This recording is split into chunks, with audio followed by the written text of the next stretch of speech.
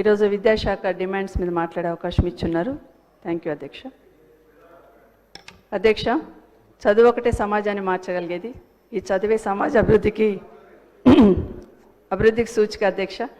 ఏ సమాజం అయితే అక్షరాస్యత ముందుంటుందో ఆ సమాజం ప్రపంచాన్ని జయించే శక్తి కలిగి ఉంటుంది అధ్యక్ష. నెల్సన్ మండేలా గారు పేర్కొన్నట్లు ప్రపంచాన్ని మార్చడానికి ఉపయోగించగల అత్యంత శక్తివంతమైన ఆయుధం విద్య అధ్యక్ష.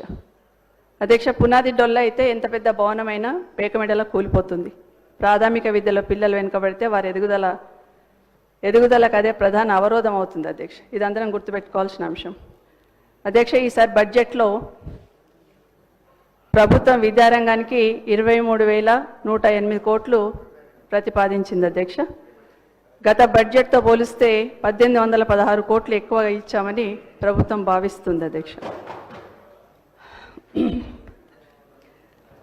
గత బడ్జెట్తో పోలిస్తే అధ్యక్ష 2025-26 ప్రతిపాదనలు పెరిగిన అధ్యక్ష. మొత్తం బడ్జెట్ను పరిగణలోకి తీసుకుంటే ఈసారి కేటాయింపులు తగ్గినట్టే అధ్యక్ష. 2024-25 బడ్జెట్ అధ్యక్ష మొత్తం 2,74,058 కోట్ల అధ్యక్ష. ఇందులో విద్యారంగానికి కేటాయించింది 21,292 కోట్ల అధ్యక్ష. అంటే బడ్జెట్లో 7.77% అధ్యక్ష. కానీ 2025-26లో మొత్తం బడ్జెట్ 3,04,956 కోట్ల అధ్యక్ష. ఇందులో విద్యారంగానికి కేటాయించిన అమౌంట్ 23,108 కోట్ల అధ్యక్ష. అంటే 7.51% అధ్యక్ష.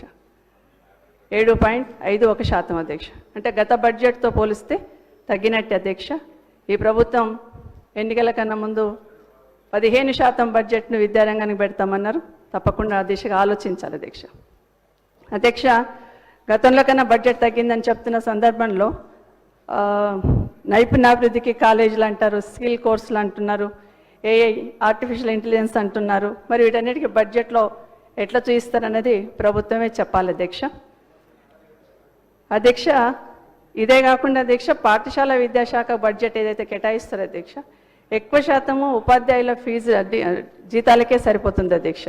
అంటే వాళ్ళ వేతనాలు ఇవ్వడానికే సరిపోతుంది అధ్యక్ష. అదే కాకుండా సెంట్రల్ గవర్నమెంట్కి వచ్చిన పథకాలకి కూడా 40% ఏదైతే ఇవ్వాలో అది కూడా ఇందులోనే చూయిస్తూ ఉంటాం అధ్యక్ష. ఈసారి కొత్తగా కూడా ఉపాధ్యాయులు వచ్చారు అధ్యక్ష. కాబట్టి జీతాలకే సరిపోతుంది బడ్జెట్ అని నా భావన అధ్యక్ష. విద్యా కమిషన్ నియమించి విద్యారంగంలో విప్లవాత్మక మార్పులు తీసుకొస్తామని చెప్పిన ఈ ప్రభుత్వం ఈ అరుకొర నిధులతో ఎలా సాధ్యం అవుతుంది అనేది తప్పకుండా చెప్పాలి అధ్యక్ష. అధ్యక్ష, విద్యారంగానికి ప్రపంచ స్థాయిలో అభివృద్ధి చేస్తామని చెప్తా ఉన్నారు. మరి బడ్జెట్ ఏమో తగ్గించున్నారు అధ్యక్ష. అధ్యక్ష, కేంద్రం నుండి నిధులు వస్తూ ఉంటాయి అధ్యక్ష సర్వశిక్షణ అభియాన్లో. తప్పకుండా అవి ఎక్కువ మనం ఖర్చు పెట్టుకోవాలి, మనం తీసుకోవాలనే ఆలోచన చేస్తూ ఉంటాం అధ్యక్ష. కానీ ప్రభుత్వం ఎందుకో కొంత నిర్లక్ష్యం వహించినట్టు అనిపిస్తుంది అధ్యక్ష. సమగ్ర శిక్ష సంబంధించిన పథకం అధ్యక్ష. ఈ పథకానికి 60% వాళ్ళు ఇస్తే 40% మనం ఇస్తాం అధ్యక్ష. 2024-25 విద్యా సంవత్సరానికి 1,913 కోట్లకు ఆమోదం ఇచ్చారు అధ్యక్ష సెంట్రల్ గవర్నమెంట్. కేంద్రం 3 ఇన్స్టాల్మెంట్స్ విడుదల చేస్తూ ఉంటారు అధ్యక్ష. మన వాటా కింద ఈ ప్రభుత్వం కూడా వాటా కింద చెల్లిస్తేనే వాళ్ళు కూడా రిలీజ్ చేస్తారు అధ్యక్ష. కానీ 3వ ఇన్స్టాల్మెంట్ ఏదైతే ఉందో 242 కోట్లు సెంట్రల్ గవర్నమెంట్ రిలీజ్ చేసినా రాష్ట్ర ప్రభుత్వం తన వాటా కింద విడుదల చేయాల్సిన 160 కోట్లు విడుదల చేయకపోవడం వల్ల ఈ అమౌంట్ అంతా కూడా ఆగిపోవడం జరిగింది అధ్యక్ష. మరి రాష్ట్రానికి రావాల్సిన 250 కోట్లు రాష్ట్రం నష్టపోయింది అధ్యక్ష. ఇది గమనించున్నారో లేదో ప్రభుత్వంలో ఉన్న పెద్దలు ఒకసారి పరిశీలించుకోమని చెప్తా ఉన్నాను అధ్యక్ష. ఎట్లాగో తెలంగాణ ప్రభుత్వం నిధులు ప్రభుత్వం మాకు అప్పుల పాలైపోయిందని చెప్తా ఉన్నారు కదా. 1,600 కోట్ల కన్నా ఎక్కువ ఖర్చు పెట్టరేమని కేంద్ర ప్రభుత్వం ఈసారి సమగ్ర శిక్షణలో 2025-26కి సంబంధించి 1,600 కోట్లే పెట్టేసింది అధ్యక్ష. అంటే లాస్ట్ టైం కట్టలేదు కాబట్టి 900 కోట్లు ఇచ్చినా కూడా వాడుకోలేదని 1,600 కోట్లకే సీలింగ్ పెట్టున్నారు అధ్యక్ష. అంటే 300 కోట్లు మన రాష్ట్ర ప్రభుత్వం నష్టపోయినట్టే కదా అధ్యక్ష. మరి ఇది ఎవరి వైఫల్యమని ఈ ప్రభుత్వాన్ని మీ ద్వారా అడుగుతున్నాను అధ్యక్ష.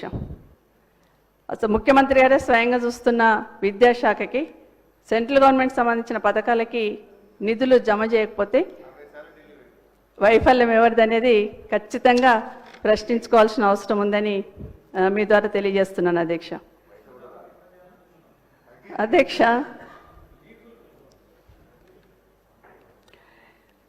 ప్రభుత్వ పాఠశాలకు సంబంధించి స్ట్రెంత్ పెంచాలని అందరం ప్రయత్నం చేస్తూ ఉంటాం అధ్యక్ష. దానికి అన్ని రకాలుగా కూడా ఆలోచిస్తూ ఉంటాం. ఎందుకు రావట్లేదు ప్రభుత్వ పాఠశాలకు, ఏ రకమైన చర్యలు తీసుకోవాలి, ఏ విధంగా పెంచడానికి అవకాశం ఉంటుందని ఆలోచిస్తూ ఉంటుంది అధ్యక్ష ప్రభుత్వంలో ఎవరమైనా కూడా. ఇంతకుముందు గౌరవ శాసనసభ్యులు సాంబశివరావు గారు మాట్లాడినట్టు అధ్యక్ష, ఇంగ్లీష్ మీడియం గురించి పెడుతున్నప్పుడు ఎందుకు తగ్గుతున్నారు గవర్నమెంట్ స్కూల్స్కి రావడానికి అని అడిగినప్పుడు మాట్లాడుతున్న సందర్భంలో చాలామంది చిన్న చిన్న ఉద్యోగాలు, చిన్న చిన్న పనులు చేసుకుంటున్న లేబర్ వాళ్ళు కూడా వాళ్ళు ఆ సోదరులు చెప్పింది ఏంటంటే, సమాజంలో ఇంగ్లీష్ మీడియం కంపల్సరీ కాబట్టి ఇంగ్లీష్ మీడియం ఉంటుందని మేము ప్రైవేట్ స్కూల్స్కి వెళ్తున్నామని చెప్తా ఉన్న సందర్భంలో ఆ రోజు కేసీఆర్ గారు మనం కూడా ఖచ్చితంగా ప్రయత్నం చేయాలి, మన దగ్గర ఉన్న ఉపాధ్యాయులు ఏం తక్కువలు కాదు, వాళ్ళకు ఖచ్చితంగా చెప్పగలుగుతారు, వాళ్ళకు కొంత ట్రైన్ చేస్తే సరిపోతుందన్న ఉద్దేశంతో ఇంగ్లీష్ మీడియం స్కూల్ స్టార్ట్ చేయాలని అంచెల వారిగా చేయాలని ప్రయత్నం చేసినాం అధ్యక్ష. ఆ రోజు ఒకేసారి తెలుగు మీడియం పిల్లలు ఇంగ్లీష్లో చదవాలంటే కష్టం కాబట్టి వాళ్ళకు బుక్స్ కూడా ఇవ్వడం కానీ మిగతా కూడా అన్ని రకాలుగా అందించే ప్రయత్నం చేసిన సందర్భంలో టీచర్స్ అందరు కూడా అధ్యక్ష ఇంగ్లీష్ మీడియం ప్రవేశపెడుతున్నాము గవర్నమెంట్ స్కూల్స్లలో అంటే పిల్లల కన్నా ఎక్కువ టీచర్స్ సంతోషపడ్డారు అధ్యక్ష. పిల్లలు ఏ విధంగా అయితే వెళ్ళి చదువుకుంటారో ఆ విధంగా వాళ్ళు కూడా వెళ్ళి ట్రైనింగ్ తీసుకున్నారు అధ్యక్ష. నిజంగా తెలంగాణ టీచర్స్ అందరిని కూడా అభినందిస్తున్నాను అధ్యక్ష, ఆ విధంగా వాళ్ళు చొరవ తీసుకున్నందుకు. అయితే ఈరోజు 10th వరకు కూడా దానికి మెల్లమెల్లగా అప్గ్రేడ్ చేసుకుంటూ పోయినాం అధ్యక్ష. అదే కాకుండా ఎన్నో రకాల చర్యలు తీసుకుంటేనే స్కూల్స్లలో స్ట్రెంత్ పెరగడానికి అవకాశం ఉంటుంది అధ్యక్ష. ఒకటి మాత్రము స్కూల్లో స్ట్రెంత్ తగ్గుతున్నప్పుడు గతంలో ప్రభుత్వము అధికారంలోకి రాకముందు బీఆర్ఎస్ పార్టీ అధికారంలో ఉన్నప్పుడు ఏం చెప్పారంటే అధ్యక్ష, అసలు గవర్నమెంట్ స్కూల్స్ అన్ని క్లోజ్ అయిపోతూ ఉన్నాయి, దాదాపుగా 600 స్కూల్స్ క్లోజ్ అయినాయి అని ఒక నెపం నెట్టేశారు అధ్యక్ష. కానీ ఈరోజు అధ్యక్ష ఈ ప్రభుత్వం హయాంలో నేను చెప్తున్నాను అధ్యక్ష, దాదాపుగా 1913 స్కూల్స్ జీరో ఎన్రోల్మెంట్ అని క్లోజ్ చేశారు అధ్యక్ష. 400 స్కూల్స్ రేషనలైజేషన్ అని టీచర్స్ అందరినీ వేరే దగ్గర షిఫ్ట్ చేశారు అధ్యక్ష. దయచేసి ఒకసారి రివ్యూ చేసుకోండి, వాస్తవం ఎంతవరకు ఉంది, ఏం జరుగుతుంది అనేది ఒకసారి రివ్యూ చేసుకోవాలి అధ్యక్ష. ఇంకొక మాట ఏం చెప్పారు అధ్యక్ష, అప్పుడు 6000 స్కూళ్ళు క్లోజ్ అయినాయి అధ్యక్ష. కేసీఆర్